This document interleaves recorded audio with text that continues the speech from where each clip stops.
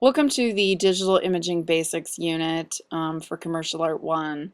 We're going to cover some of the basic vocabulary words that have to do with digital imaging and some of the things that you need to know about your computer so that you can do digital imaging at home. Really, the process of getting an image on your computer is pretty simple. You either take a picture of it or you scan it in. Those are basically the only two ways that you can get an image there. Once you get an image into your computer, there's really only two ways or two different types of images and how they actually work inside of your computer. The two different images are vector and raster. The first kind of image is a vector image. It's an image that's made up of mathematically defined lines and curves called vectors. Inkscape and Illustrator use vector images. They use them because they're very easily resized without loss of quality. The second kind of image is called a raster image, and it's actually an image that's made up of a grid or a raster of small squares known as pixels. This is what Photoshop and Sumo Paint use. Here is a really good example of what happens when you blow up a raster image. You'll notice that the pixels, these squares that are inside of this particular image, are really important to the image. When you kind of back away from this is a blown up version of an image of a student. You can actually see that those squares make up the image, almost like a pixelated painting. Now that we've talked about the two different kinds of images, we now have to talk about image resolution. Image resolution refers to the number of pixels allocated to each image. Generally, it's considered in terms of pixels in a square inch or by total pixels. So sometimes you'll see this referred to as DPI or total pixels in the image. Google uses total pixels on their search page. So let's consider then this image of my student again. If you take each square inch of this and you sort of figure out how many pixels are in each square inch, that is what we're actually measuring. So DPI, or dots per square inch, is actually the unit of measure of how the image resolution works. So the more pixels that you have inside of a square inch, the better the image is. So there's really two numbers that you need to remember. The first is monitor resolution. Monitor resolution is the number of pixels a monitor can see. If you take that square inch, it would only see about 72 maximum.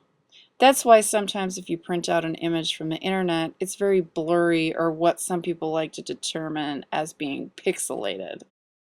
The second number that you need to kind of commit to memory is something called output resolution, and it refers to the number of pixels that an output device would reproduce, like a printer.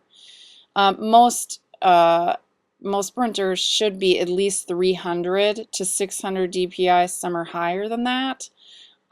Really, the human eye can't see anything better than 300 dpi. So as long as you go with 300 dpi being the printable size DPI, you should be okay.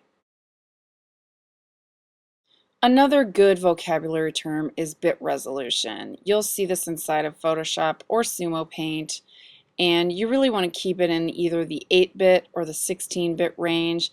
32-bit is a little bit big, and you definitely never want to be working on a digital image in bitmap. That's just 1 bit per pixel. The more bits in a pixel, the better the image looks. Now that we've learned something about bit resolution and image resolution, we also need to talk about image size. Image size describes the physical dimensions of your image.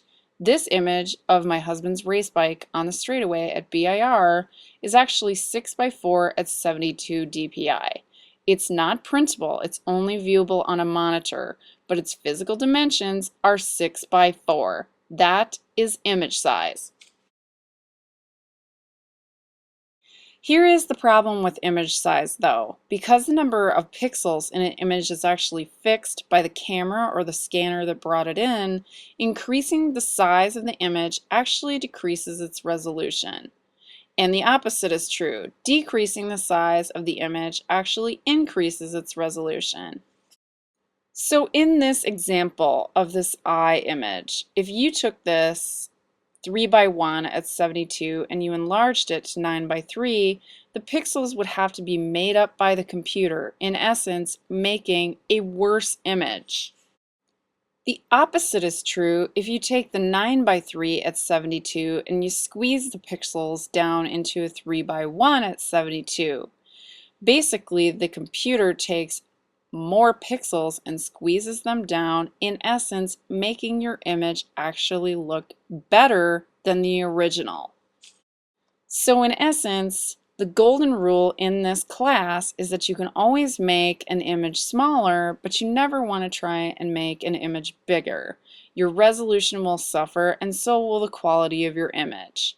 Image size is very related also to file size. The bigger the image, the larger the file. File size is proportionate to its resolution. Higher resolution results in greater detail and larger file sizes. File size really is important when you think about file size and actual document size. So if we take a 500K image at maybe 3 by 1 and we enlarge it to 3 by 5 or 6 by 8, it might be 1 megabyte. If we take that same image and we enlarge it to poster size, 20 by 30, it might be 5 megabytes. Just depends on the image and its resolution. Now that we know something about digital imaging, I want to take a quick minute to explain memory on a computer. This will help you understand how to purchase a computer, as well as how or why you need what you need. The memory inside of a computer is a place for storing information. Computers actually have two kinds of memory, RAM and ROM. RAM memory, or random access memory, is the memory that's used for running applications. So it depends on how many applications you have open. ROM memory, or read-only memory, is actually fixed memory that can be read but not changed. It would be almost like the memory that your system needs to store information. A really good analogy for this is an office. If you had an office, which this is a picture of the art office before we were remodeled at Blaine High School, the RAM, or the random access memory, would be similar to the desktops of these desks. They look a little cluttered right now. This would be like having all of your applications open, maybe Google, Chrome, Firefox, your mail program, iTunes, Photoshop, or something else open at the same time. You wouldn't really have much space to work with. The great thing about RAM is that you can add extra all the way to however many ports you have. So this would be basically like taking a piece of plywood and putting it on one of these desks and just making the desk bigger. You'd have extra space. The ROM memory in this room is actually the shelves and the office itself. It's whatever you can put in the office. If you need more ROM memory, you have to remodel or you have to get a new computer. There's no expanding it. So that concludes the basic vocabulary of digital imaging. Now you'll need to take the quiz underneath the unit heading marked Digital Imaging Basics. Also make sure that you watch the other supplemental videos or read any of the supplemental handouts that are included in that unit. Good luck!